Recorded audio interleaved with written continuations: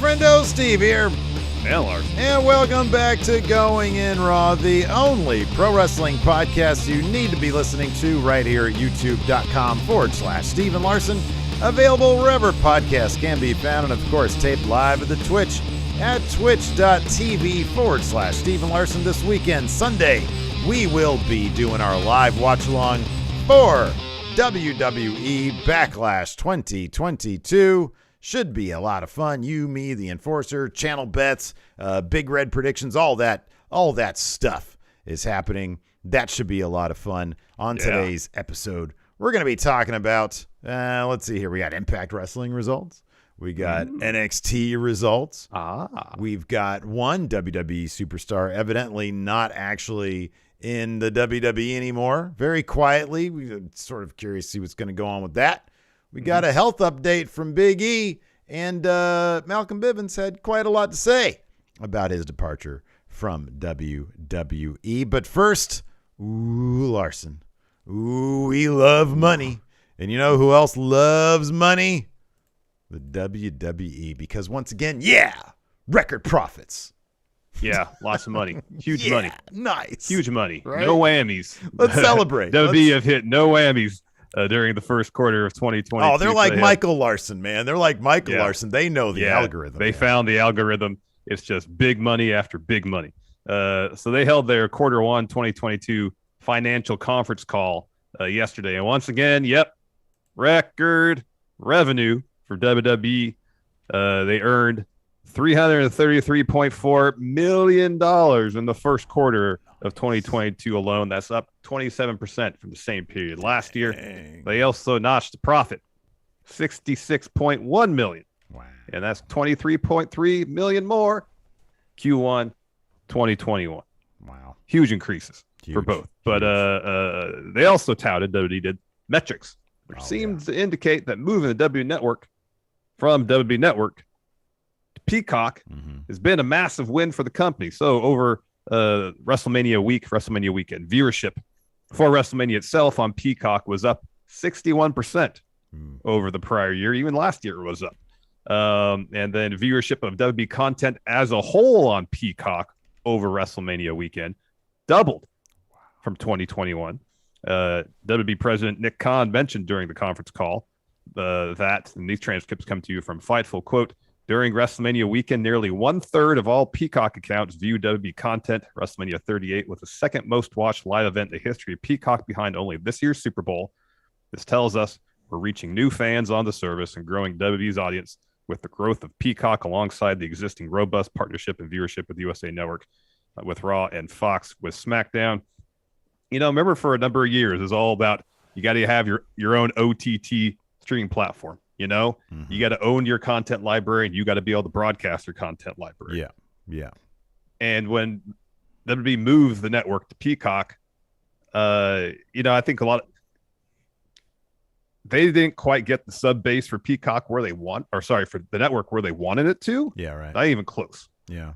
That being said, the user experience on the network was really good. Oh, man. I think Peacock's getting worse, too.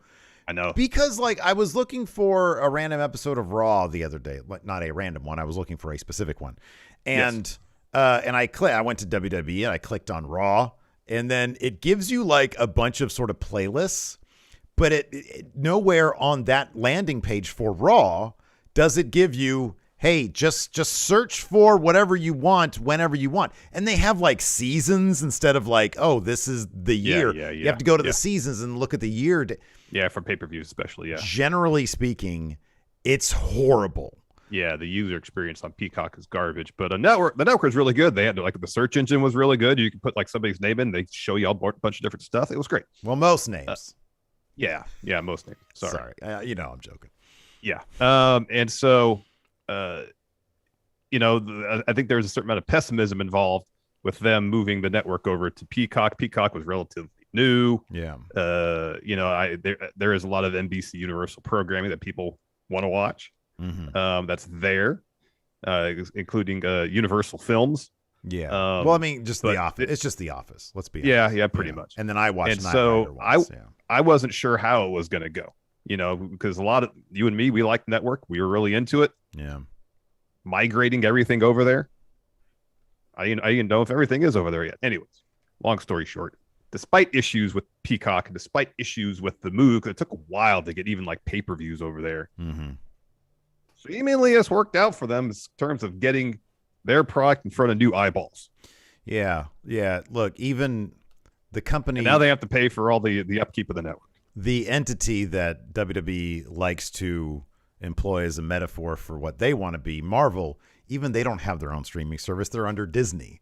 Disney has Star Wars, Marvel, Disney. Pixar. Yeah, Pixar.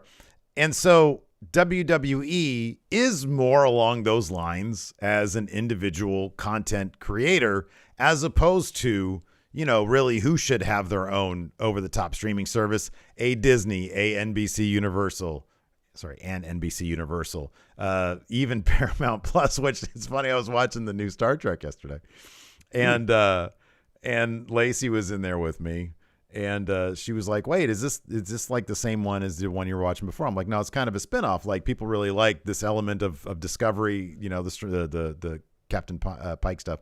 And they spun it off. The fans were like, "Hey, we want this," because the only reason anybody gets Paramount is all us Trek nerds.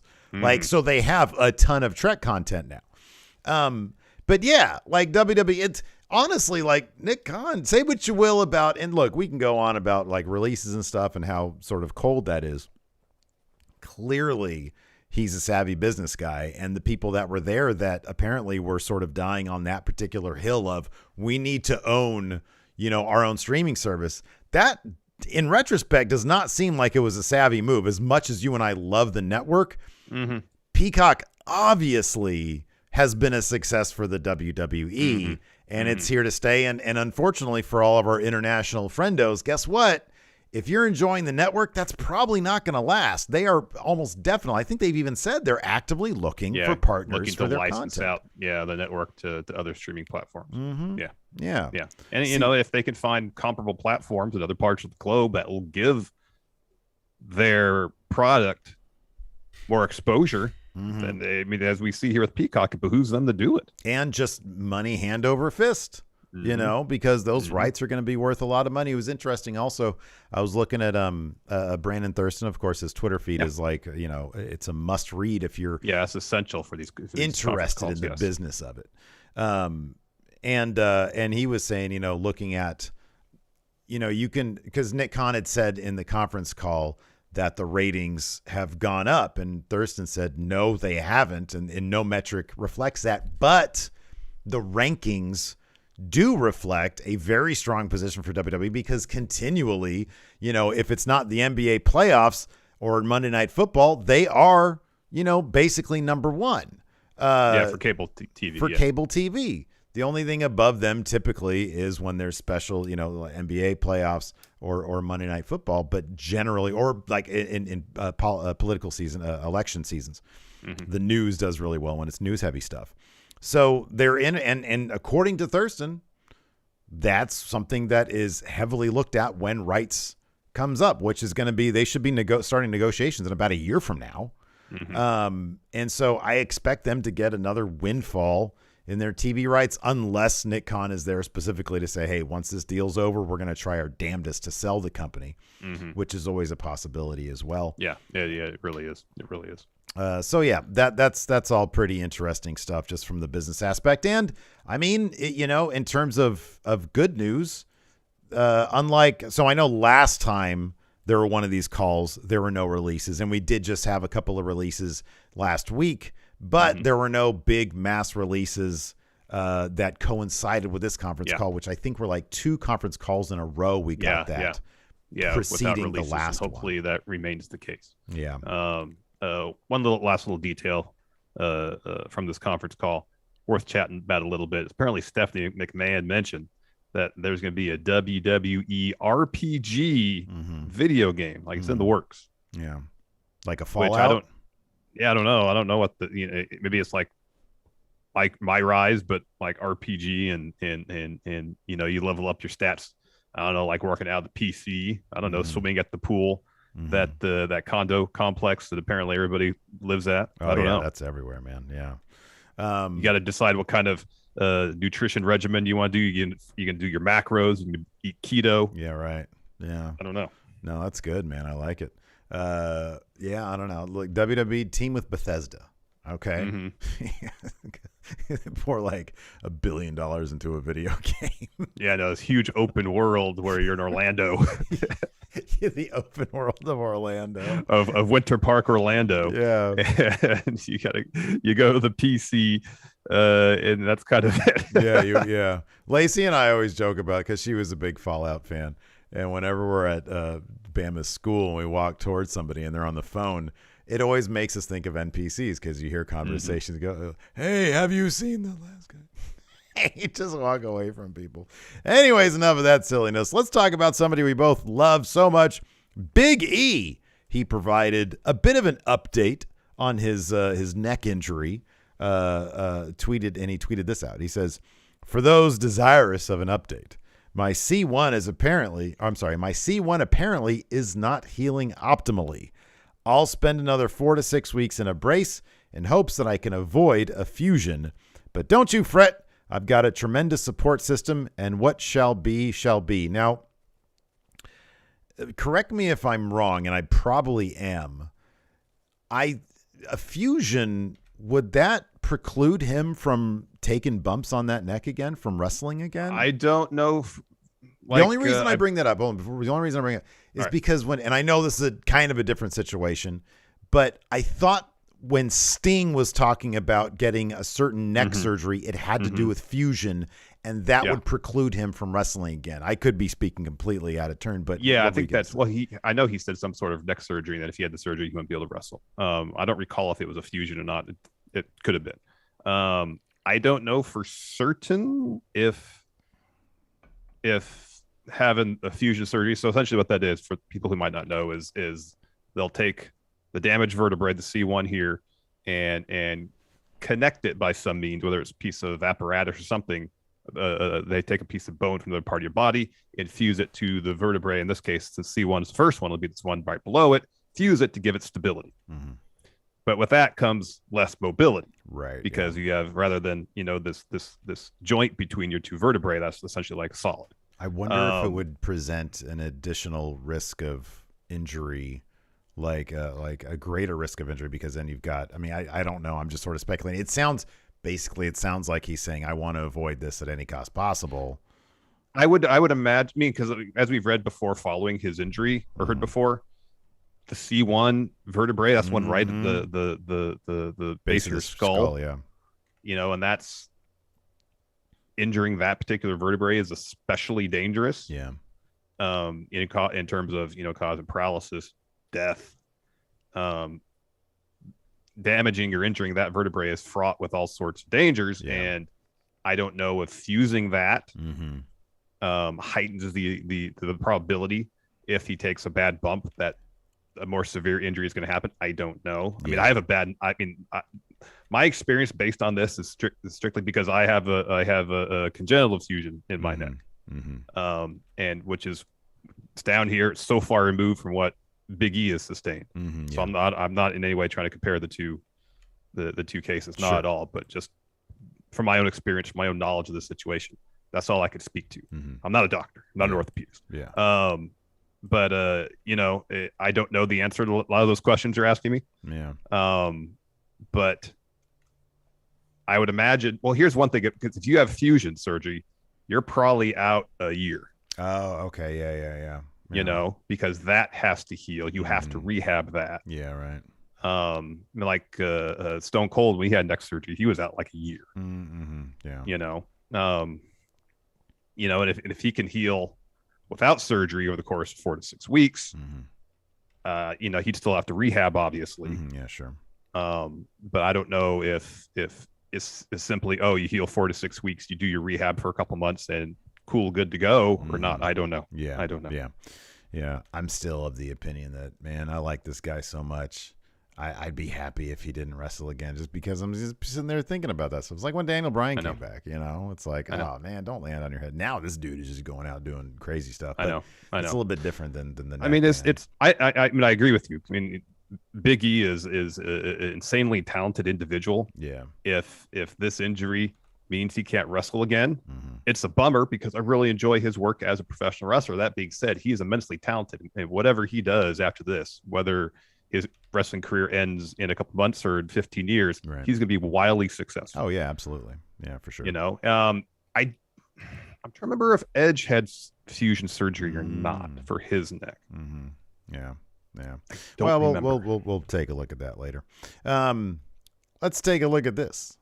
So word started going around the social media sphere this morning that Candice LeRae had been moved to the alumni section on WWE.com. Shortly thereafter, Fightful Select, go check them out. Go subscribe to Fightful Select. Yes. They're great. Confirmed that Candice's contract had expired.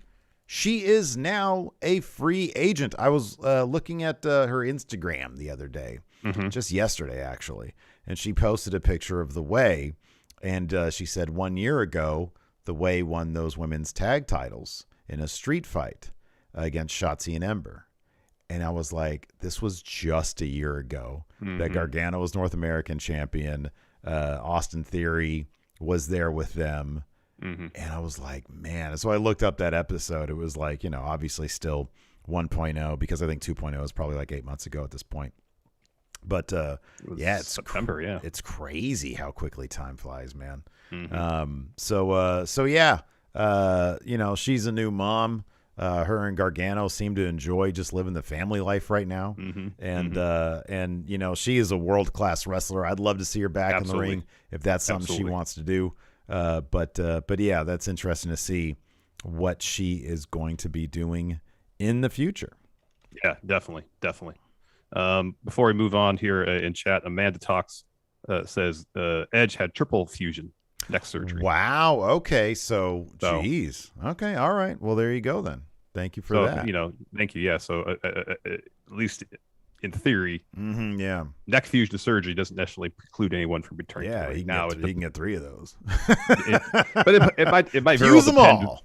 It might very well depend where the fusion is taking place too. Yeah, sure, absolutely. I don't know the answer to that. I mean, my experience is limited. Yeah. Compared to obviously Edge and Big E. So I'm not 100. Yeah, I don't know. All right. But if you can have fusion surgery and get back to the ring, I guess it's possible. Yeah. Anyways, man, you ready to pay some bills, Larson? Sure, let's do it. Let's take a quick break here to get a word from our sponsor, BetterHelp Online Therapy. Steve? Yeah. Life can sometimes feel overwhelming, and it's easy to feel burned out without really realizing. There have been times where I've felt unmotivated or detached or fatigued, and I wondered why.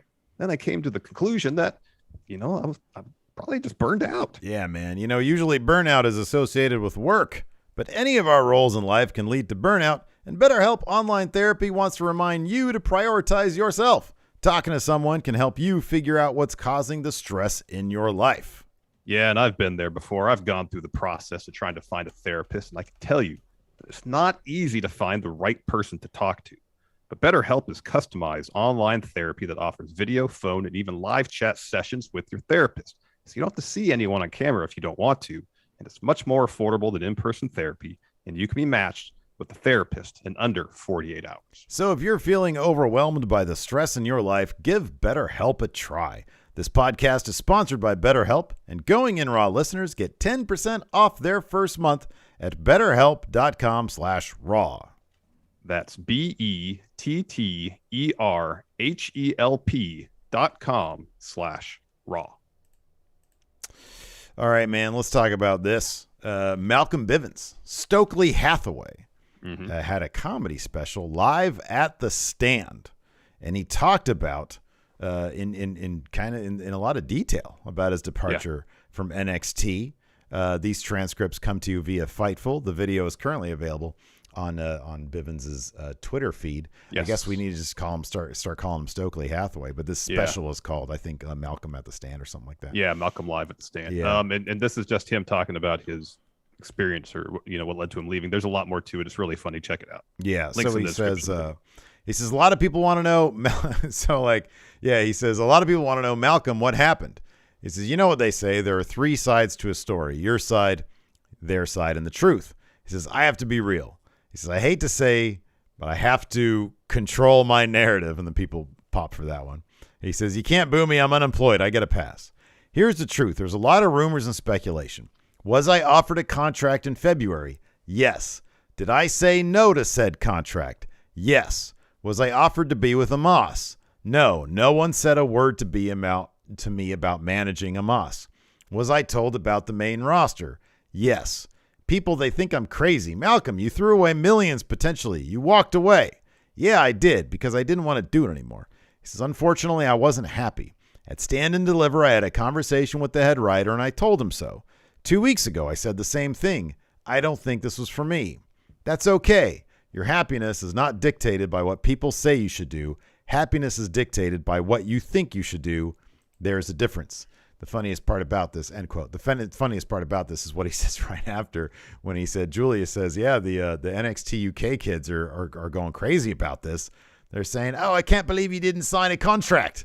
And he said, you're lucky Nick Khan forgot about NXT UK. He says, if you want to hide out, if you robbed a Popeyes or something, go to NXT UK and you'll get a match against Ilya Dragunov the next week. It was pretty great. Yeah, that was pretty good stuff. But no, again, man, you and I, we always talk about priorities, and evidently his priority was to get the hell out of there.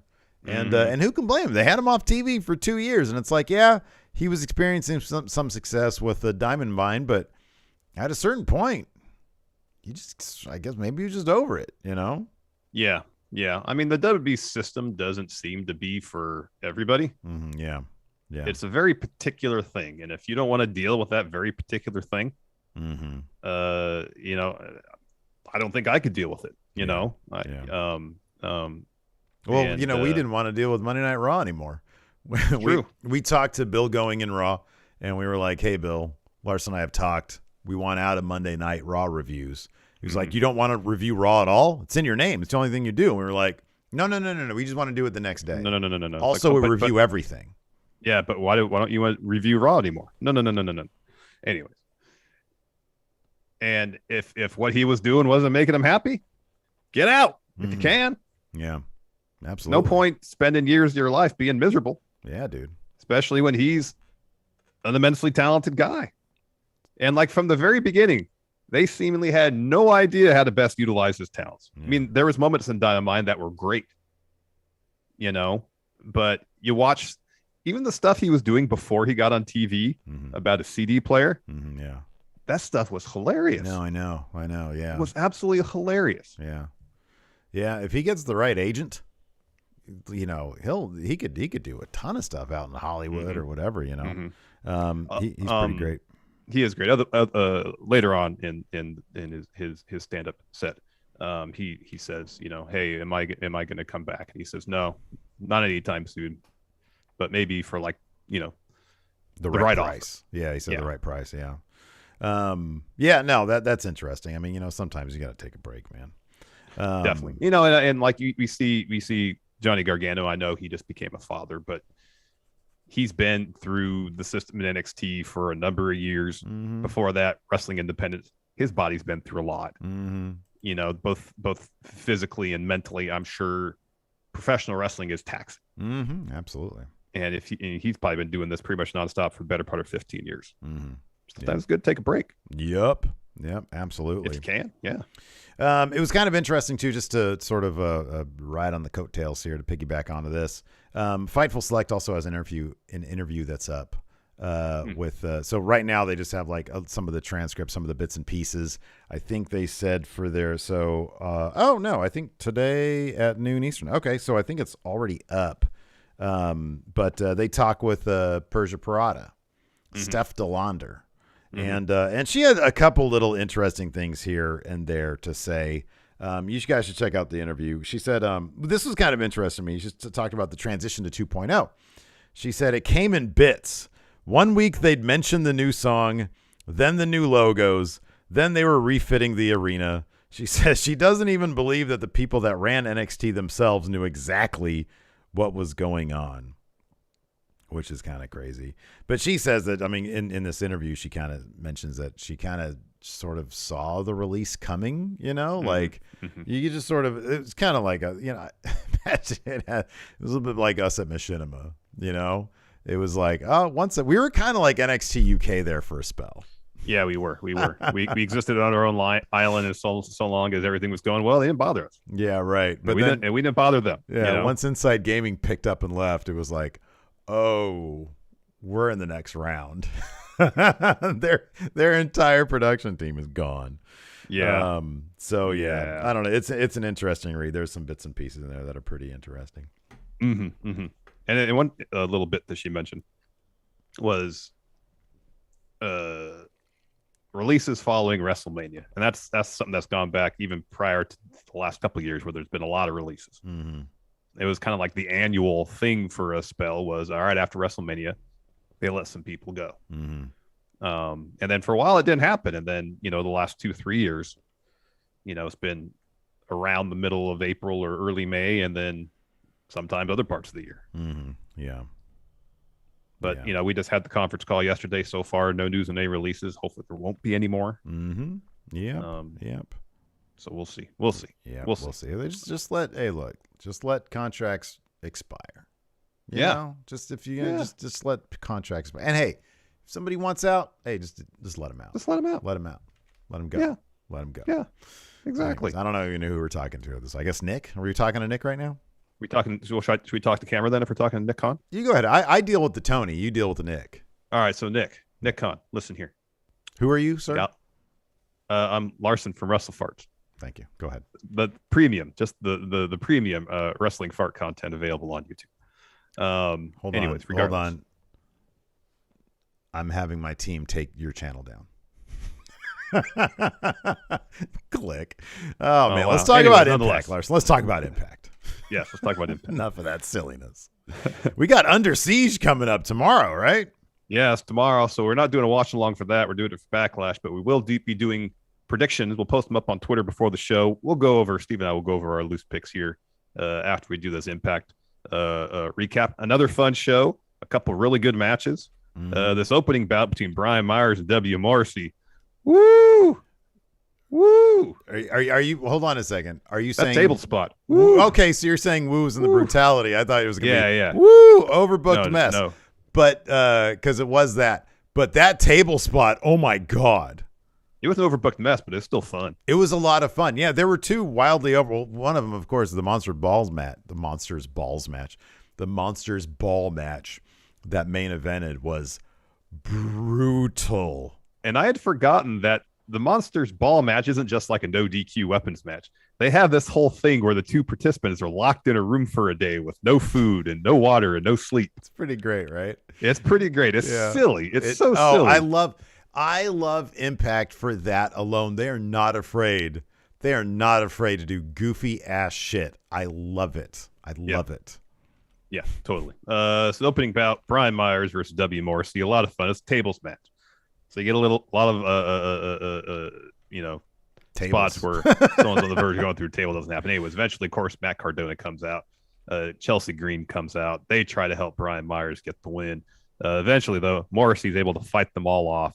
And he power bombs Brian Myers out of the ring onto a table that earlier on the major players set like some toys, some other stuff on. Yeah. Violent. Oh, yeah. It was awesome. It was good stuff. But, yeah. So, in the end there, Morrissey just power bombs Brian Myers out of the ring onto a table that's on the floor. It was gnarly. It was gnarly. It was pretty good. After that, we had a Rich Swann and Willie Mack interview. They had a match with Bullet Club tonight. Willie Mack says, we had a problem with the Good Brothers, but we're facing Jay and Bay tonight. He says they may have bullets, but they don't have any guns. Major players bust in complaining about Myers being hurt. Swann tells Cardona to keep his mouth shut or he's going to take his digital media title. So it looks like Cardona has an opponent lined up for the digital media title. I will say this about this particular episode of Impact. There was two matches, the opening bout and the main event, that could have easily been on Under Siege this weekend. Yeah, I know. I agree. And there's already 10 matches on the card for Under Siege. My goodness gracious. Wow. It's crazy. It's crazy. After that, we had Rocky Romero versus Ace Austin for the X Division Championship. Of course, Ace Austin is going to be in the field for Best of Super Juniors coming up here soon. It's pretty awesome. It's pretty great. So not surprisingly, Ace Austin gets the win here. And then with the fold, I believe that's his finisher, yes. And afterwards, Trey Miguel comes out, attacks Ace Austin, kicks him out of the ring. He grabs the mic. He tells Ace, I'm coming. Keep that X Division title warm, cashing in my rematch at Under Siege, and I'm leaving there 2-time X Division champion. Sorry, Trey Miguel. I don't think that's going to happen. Probably not going to happen, Trey. After that, we had a Josh Alexander interview, hyping himself up. He says, it wasn't too long ago. Said I was going to be the next face of the company. Now I stand here as champion, and while my face might be scarred up, this is the face of Impact Wrestling. Now I got to defend the belt against the best in the world. He says, I'm going to be watching Ishii's match against Macklin. And at Under Siege, I'm going to step into the ring against the face of the company. He's going to step in the ring against the face of the company. And I'm going to prove that I'm the best wrestler on planet Earth. Is this EVG? That's what it is, right? Or EGV? I think anyway, it's the same. It's a video package. This time there's in between the letters, whatever the order is, 5-7-22. So whoever this is showing up at Under Siege tomorrow. Thumbs up, thumbs down. Sammy Callahan. Yeah, Sammy I Callahan. love these packages though. The music selection is fantastic. I know. I want to figure out what that song is because it's pretty solid. Yeah. After that, Masha Slamovich took on Damaris, and Masha, who's absolutely terrific. Her packaging, her presentation, 10. Mm-hmm. She's fantastic. Mm-hmm. She gets the win with a belly-to-belly suplex and a snowplow. Yeah. It was a pretty quick match. Mm-hmm. Dominant effort from Masha Slamovich. Then we got a Raj Singh Shera promo. Singh's talking about how Gujar had his chance to join them, had a chance to make some real money together. But now Singh says, I have Shera. It took you 5 minutes to beat VSK, but Shera hit the ring in 5 seconds, was slamming his head into the mat. He says, last week was a warning shot. Next time, there will be no warning. Is this one of the matches at Under Siege or no? No, not yet. Okay. Slow build for Shera versus Gujar. Yeah. After that, we had a Briscoe's promo. These guys can talk, man. You can never turn away from a Briscoe promo. I know. Anyways, Mark says Violent by Design has 2 days left as tag champs. Jay says we became number one. He said, look what we did. We became number one contenders for tag champions during our debut. He says, you're looking at the new tag champions. Then Violent by Design interrupts. He says, this is what champions look like. This is what power and control looks like. The Briscoes are brothers by circumstance, but we're brothers by choice. And he says, the Briscoes are trying to take what we hold dearest. You're trying to take away our power and control. And in Under Siege, we're going to show this world belongs to us. Sorry, Violent by Design, but the Briscoes are walking away with those tag championships. You got that right. If the Briscoes could have showed up at the last pay-per-view, they would have won them there. They'd have done them there, but they were with GCW. Yeah, they had show. Then we got Chris Bay. Sorry, who, Steve? Chris Bay. And Jay White taking on Rich Swann and Willie Mack. Chris Bay, Jay White, they get the win. Chris Bay hits Willie Mack with the Art of Finesse.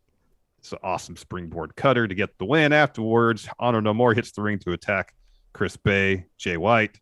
Good Brothers come out to make the save. Eventually, Bullet Club take the time to too sweet in the middle of the ring before clearing the ring with Honor No More. Bullet Club's on a run. Honor No More's got no chance at Under Siege. Yeah. You got to figure at some point, but I guess not. I kind of guess not. No. So yeah. Anyways, backstage they did this goofy bit where Tasha Steelz and Savannah Evans are backstage. They walk into a creepy room. They're sort of, they happen to be talking about taking Rosemary and them, the Decay, lightly. Mm-hmm. But then the doors lock behind them. Crazy Steve's behind one door. Savannah opens another. She goes in there. The door locks behind her. So it's just Rosemary's in there. And then Havoc teleports behind Tasha. And she says at Under Siege, Tasha is hers. So Tasha is sort of now my new Deonna Purrazzo, where I just put all my confidence points on that until somebody else, that makes sense, comes around. Exactly. Speaking of Deonna Purrazzo, next we had a package hyping up her match against Taya Valkyrie at Under Siege for the AAA Reina de Reinas Championship. Good stuff. Don't see a title changing hands here, though. Yeah, probably not. After that, we had Macklin versus Tomohiro Ishii. Kind of interesting. I thought they would have had kind of bigger plans for Macklin because this was kind of a foregone conclusion because Ishii, picked up the win with an awesome brainbuster. I will say this. Macklin got a lot of his stuff. Oh, it was a fantastic match, and he did. And he dominated a good portion of this match, and it was literally a thing where it felt like Ishii just happened to block his finish, got 3 moves in, including a brainbuster, and got the win. So no shame in losing to Ishii. No, and Steve, especially with Steve Macklin, pretty much dominated 80% of this match. Yeah, that's a good point. You know, Macklin has a match in Under Siege. He'll probably win that. I imagine the idea will be to build him back up to eventually face Josh Alexander sometime later this year. Probably right about that. After that, we had this goofy bit where our friendo Zicky Dice and Johnny Swinger, baby, they're outside Swinger's sex dungeon. And Swinger's like, hey, daddy, you can't be so submissive. You need to be more dominant. And Zicky's like, I can be more dominant. And Swinger's like, well, that's why he came here to so like Swinger's dungeon is like a playoff, like I think like Stu Hart's dungeon, except it's sex and not an old man twisting you up. Yeah. So he says you're here to get whipped into shape. So there's like this. The whole thing is like, are they talking about wrestling or are they just talking about fucking? Like which one is it? Yeah, so at a certain point, Swinger busts out like one of those gag balls. Ball gag, yeah. Ball gags, yeah. And there's all sorts of women walking in there, and so Zicky puts on the ball gag, and he gets excited. Fully engorged, probably. I don't know. It was like the camera was from here up, so not into the dungeon they were going to go. That was the idea, I guess. Right, then we had our main event: PCO versus Jonah Monsters Ball. Oh my God. Woo! Oh boy, how old is PCO? Like 70? How is he doing? Yeah, he's like 60 something. He needs to go to AAA and mix it up with the likes of Viano 4. Got that right. Holy Blue Demon Jr. L.A. Park, Dr. Wagner Jr. El Canic. Yes. Yeah, man. Violent stuff. That spot where PCO knocks Jonah off the second rope with sledgehammer through the table to the floor. Yeah, ow, nuts. Ow! It's thumbtacks. Jonah powerbomb PCO and a bunch of thumbtacks. PCO gets tossed to the back of chairs. It's rough. Anyways, following that table spot to the floor, PCO puts Jonah back in the ring, hits a moonsault to get the win. So it seems like Jonah won the first two battles, but seemingly PCO has won the war of this feud, unless they have another match. I wonder if you think was there some talk about Jonah going to New Japan, perhaps? I think he said in an interview that's his priority. I think he has like a per appearance deal. I think that's what he said with Impact. Okay. And New Japan is priority one with him. So okay, all right. Well, maybe that's going to happen sooner than later. I don't know. Who knows? You want to do some quick picks for Under Siege, Steve? Well, let's take a look at this card and see what's going on at least, because I don't even know what's happening here. All right. Well, here I got this written down here. So two kickoff show matches. We got Giselle Shaw versus Madison Rayne, and then Laredo Kid versus Rich Swann. Now, if Rich Swann is going after that digital media title, I'm guessing he needs a win or two under his belt before challenging Cardona.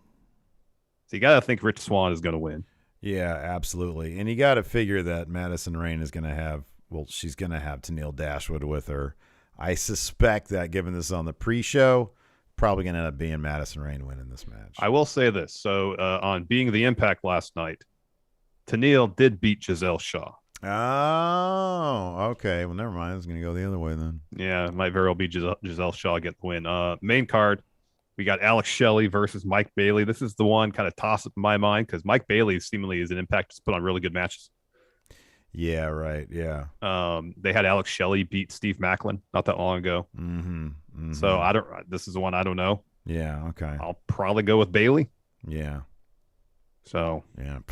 Shit, I don't know. But I don't know. I have no idea. There's no build to this match last night. You know what I'm going to do, man? This is what I'm going to do. I'm going to do for the ones that I don't know, I'm going to do my research, and then I'm going to go the other way. Okay. Because last time, every match that I did research on, and it made total sense, didn't go your way. Didn't go my way. So I'm just going to I feel like this next one's going to go your way, Steve. Violent by Design versus the Briscoes. Briscoes win.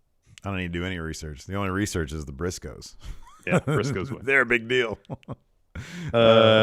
Next up, we got Chris Sabin versus Steve Macklin. I'm guessing this is the first step in building back up Steve Macklin. Oh yeah, absolutely. He'll get this win over Chris Sabin. Yeah, this might be one. Hey, you know what though? Given that Macklin beat Sabin in that kind of like not really shady way, opportunist way at that triple threat. Wait, was that Shelley or Sabin? Who was in that triple threat? Was it Shelley or Sabin and Jay White? Sabin. It was Sabin, yeah. And he came in and gave him the crucifix pin. They might do a weird Impact thing where it goes the other way and Sabin gets a sneaky win on Steve Macklin. I wouldn't bet confidence points on it. but because Macklin is Macklin. Anyways, what do you got next? Next, Ace Austin versus Trey Miguel. Like I said earlier, Ace Austin's going to be in Best of Super Juniors. I'm guessing he's probably going to go into the tournament looking strong. I think you're probably right about that. Guessing he's going to retain this belt. Yeah, I agree. Then we got Taya Valkyrie versus Deonna Purrazzo for the Randus title again. Taya just won it 2 weeks ago. Mm-hmm, yeah. It'll be a great match. Guessing Taya's going to retain. Yeah, I would probably agree with that as well. Bullet Club versus Honor No More. Bullet Club, they're New Japan's building up Bullet Club. They have a huge year, it seems like. Mm-hmm. They ain't losing this. No, Honor No More is eliminated from that tag gauntlet by Heath and Rhino, I think. Yeah, Impact's not worried about booking Honor No More strong at all. Yeah, PCO is smart to have gotten away from Honor No More. Like he's not getting involved. Is he? He's not even in this match. He's not getting involved in this shit. No, I don't think so. He's racking up wins against Jonah, man. Yep. Tasha Steelz versus Havoc. Tasha Steelz totally retaining. That's all my confidence points right there. Probably all my confidence next match. Josh Alexander versus Tomohiro Ishii. Yeah. Josh Alexander's retaining the title there. Yeah, he is. He absolutely It'll be a great match, though. There's a lot of great matches on this card. It should be a fun show. Just on principle, though, given how much Impact sort of bends over backwards for New Japan, just because I don't think anything in the world is going to tell me that Ishii is going to win this, but that's why I won't put all my confidence on it, because Tasha Steelz is totally going to freaking win against Havoc, and Impact loves their New Japan. But yeah, it could be either one as total confidence points. Totally. Then we had NXT UK. NXT UK. What happened on that? We had a great Supernova sessions with Lash Legend. Of course, now the idea is, and I love how they really lean into the idea that NXT UK is basically high school. Like that's how they approach their storytelling stuff. Is NXT UK is basically high school. And so you get what Shaw Samuels refers to as the NXT 2.0 foreign exchange students, because they're coming in. So we had like a Supernova sessions with Lash Legend. We had Von Wagner stepping up against Sam Gradwell. So we had a bunch of that stuff going on. And then we had a really killer, what was this called? The Darkness match? World of Darkness match. Isla Dawn trying to get Mako Satomura's women's championship away from her. Killer match, and it finished with a Scorpio rising off of a chair, which was really, really cool stuff. But yeah, no, it was great. Another fun episode of NXT UK. Opened up with Lash Legend showing up at BT Sports Studio, and she thinks Millie McKenzie is like a like a stagehand or something. Yeah, exactly. Yeah, that Millie works there in production, so she just hands her stuff off to her. Yeah, and Millie's like, "What? You what?" Then we had a Supernova sessions with Lash Legend. I'll be honest, I'm not going to go through the bits and pieces here. It was just a lot of Shaw Samuels and Noam Dar trying to make they're trying to charm Lash Legend, and of course it backfires at every step. There was a funny bit where what's his face Noam Dar has some flowers, but they're all dead. He's trying to give them, and then Shaw Samuels has like a really wonderful bouquet, gives that to her. And then Shaw does some of his bookie business there. Oh, it's great. He's like, in the end, he's like, oh, who's this Damon Kemp? I don't even know who he is. He's got terrible odds. And of course, he put a bunch of money on against Damon Kemp. And then in his match against Danny Jones, Damon Kemp pulls out the win. Shaw Samuels gets pissed off about that. They're no doubt going to have a match coming up. Yeah, absolutely. Absolutely. After that, we got a Sid Scala promo where he's talking about finding some new contenders for Mustache Mountain. So my understanding is there's going to be two tag team matches. The winners of those matches will face Mustache Mountain in a triple threat match for the championships. The first one we found out later on was going to be Oliver Carter and Ashton Smith taking on Gallus, Mark, and Joe Coffey. Yeah, right. Yeah. Going back to the Sid Scala thing, Von Wagner steps in and, he just says, something. I don't know. Sam Gradwell steps in. They argue they're going to have a match probably. Yeah. Backstage, Shaw Samuels is chatting up Lash, and he tries to get in on her selfie, and she's like, no, you can't do that. So Damon Kemp steps in, and he's like, hey, do you want to place a bet? And Kemp's like, oh, man, the disrespect to my odds. That's insane disrespect right there. So they've got I love that. They got a feud now over Shaw Samuels betting odds on Damon Kemp. That's the joy of NXT UK. Right? It really is. It really is. Then we got Tate Mayfair's taking on Tiger Turin. Tiger Turin got the match with a swanton. Mm-hmm. Oh, got a flush one too. Yeah, that was he landed that was direct. Stiff. That was direct on Tate. And after that, we got Oliver Carter, Ashton Smith. They arrive at the Performance Center. That's when they run into Gallus. Some back and forth between them to set up their tag match. I believe it's next week. Mm-hmm. Yep. I got an Ivy Nile video package and a Nina Samuels promo. Says she's going to personally welcome Ivy to NXT UK next week. Nina Samuels will totally lose that match if it's actual. If it's an actual match. We had Danny Jones versus Damon Kemp. Of course, Kemp got the win here with a power slam. Afterwards, Shaw runs to the ring and attacks Damon Kemp because he clearly lost a bunch of money on that match. Afterwards, Tiger Turin gets a standing ovation as he comes backstage. Well, Kenny Williams, who's been putting up posters looking for Tiger Turin, sees him, comes running over, and tries to chase him down. Yeah, by that point, Tiger Turin's already gone. Yeah. We got a De Familia video package. Oh, they're celebrating. They're celebrating with wine, but no food. With some Prosecco. Prosecco, yes. Some sparkling wine. No food. Still no food. They never have food there. I guess they don't like to nosh on snacks while they drink. Their celebrations, I'll be honest with you, seem really lame. They're just always in that same, apartment. Yeah. There's seemingly these celebrations are bereft of joy. It's an anti-celebration, man. I guess so. Like, have some fish and chips. You guys are in the UK. I said at least have some pub mix, some nuts or something, some pretzels. Yeah, right. Something. Play some darts. After that, we had a great video package with Jordan Devlin and Ilya Dragunov. Of course, they're having a loser leaves town match on the 200th episode of NXT UK. It's next week. Oh, that's next week. Nice. Mm-hmm. And then we had our main event, Isla Dawn versus Mako Satomura. World of Darkness match, which just basically means they turned down the lights to a degree, and then there was a bunch of fog. There's some purple light, too. There's a little bit of purple light. Mm-hmm. Yeah. Mm-hmm. Didn't matter. Mako got the win here. Yeah, it was a fun match, though. Fun match. You already said she hit Scorpio Rising off a chair. That was great. Yeah, that was good stuff. Really fun bout. Really fun bout. Let's answer a couple questions. I have a thread up here on the Patreon. No, I don't. It's on Twitter. It's on Twitter. But next week on Friday, we're going to drop our question thread over on our YouTube channel, youtube.com/Stephen Larson. On the community board, yeah. So make sure you are subscribed.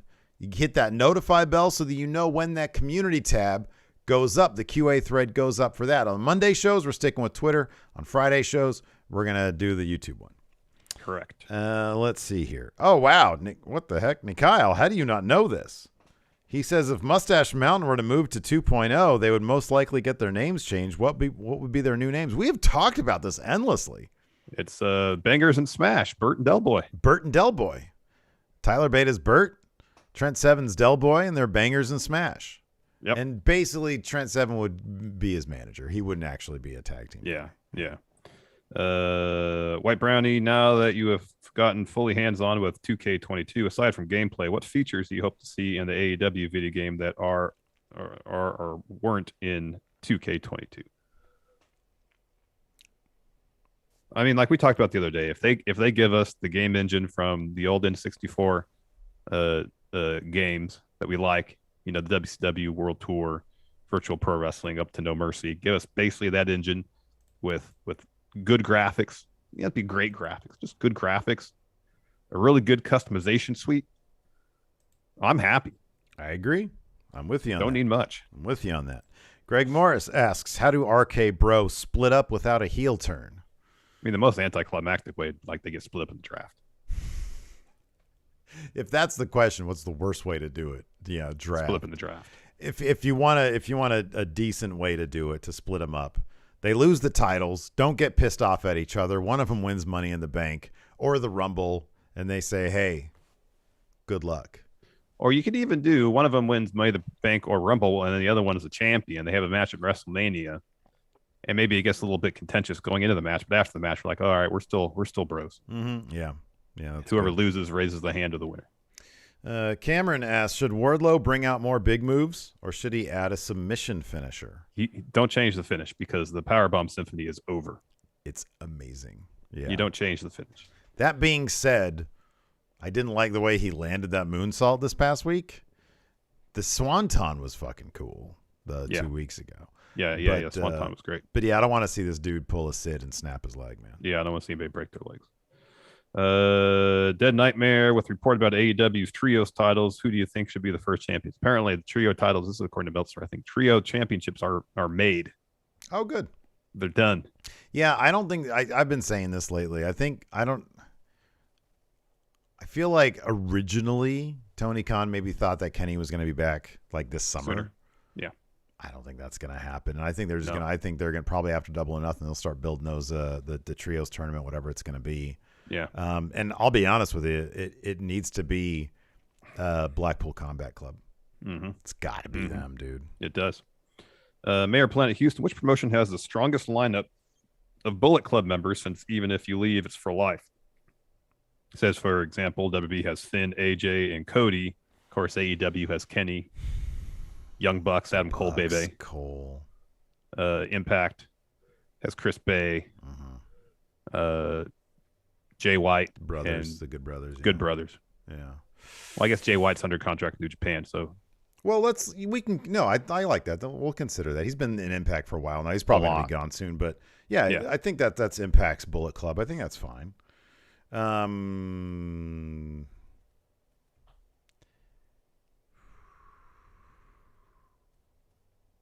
if you're looking at like championship pedigree, it's hard not to say AEW's Bullet Club contingent isn't the strongest, you know? So I'll say this. It's not Impact. So then you're looking at what's more powerful, AJ, Finn, and Cody, or Kenny, the Bucks, Cole, and the Young Bucks. And Cole. And Hangman Page. Yeah, and Page. That's right. You kind of have to give it to AEW, right? Yeah, I think so. Like, AJ's higher on the totem pole than all those guys, but Finn is on par with Kenny. Well, here's the thing. Cole. Bullet Club was at its strongest and most popular. Yeah, Kenny. While Kenny was at the helm. That's true. It's hard. Yeah, it's hard not to say AEW. Yeah, it's AEW. Let's see here. With come Tuesday, asks, with Impact Wrestling having its 20th anniversary coming soon, what year of Impact/TNA's existence do you think they had the strongest roster? Oh, it's probably like mid-aughts. 2009 when Hogan showed up, baby. Get out of here. Yeah. You know, when Joe and AJ and Christopher Daniels, the main event Mafia, and like Angle came in. It's like 2006. It'd be Nash, Booker T, Steiner. They had Joe. They still had Styles. I would actually legitimately say the main event Mafia period, because they had all those like massive main eventers. I think Hardy was probably there too. Like Jeff Hardy He probably was. I'd probably say then. All those dudes looked like they were having so much fun, and like Bully Ray was having a good run. All those dudes were having such a good time. So I would say that. Anyways, so that's going to do it for us today. Thanks everybody for tuning in. We appreciate it. This Sunday, hang out with us for WWE Backlash. We're going to be doing our live watch along, and then right afterwards, we're going to be doing our recap.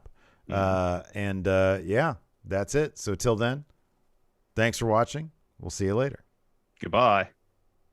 Hey, what's up, everybody? This is Stone Cold Steve Austin impersonator Phil McDonald, here to tell you to go support Going In Raw on Friendo Club at patreon.com/Steven Larson. They got bonus episodes, ad-free audio, a weekly newsletter rounding up the weekend wrestling news, and a bunch more.